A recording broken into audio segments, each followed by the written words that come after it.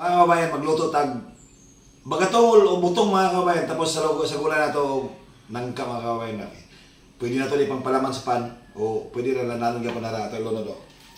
Tapos sentral lang muna mga kabayan. Ito yung sentral o. Tunaw na ito sentral. Ito ilono na rin ko ano. Butong o bagatongol.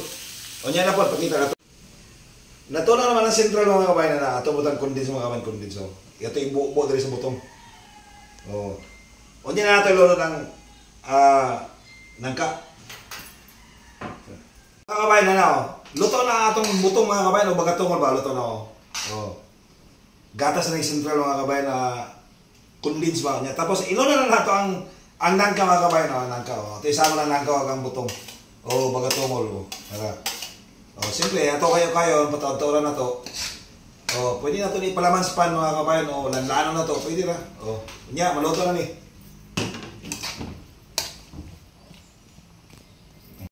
Mga kabayan, tanawan niyo mga kabayan, luto na atong nangka o ang butong o bagatongol mga kabayan na. Dili kayo na ito palabihan ng luto kay mukindi siya ba, mugahi. O nara. Ito na iba siya. Diba?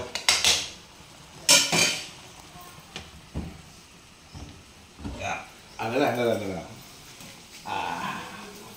Medyo siya brown mga kabayan, tungkol sa sentral ni mga kabayan, ni brown siya. Okay. Pwede ipalaman sa pan, pwede po nato lanlanon ni siya mga kabayan. Pwede lanlanon, pwede ipalaman nato sa pan. Go!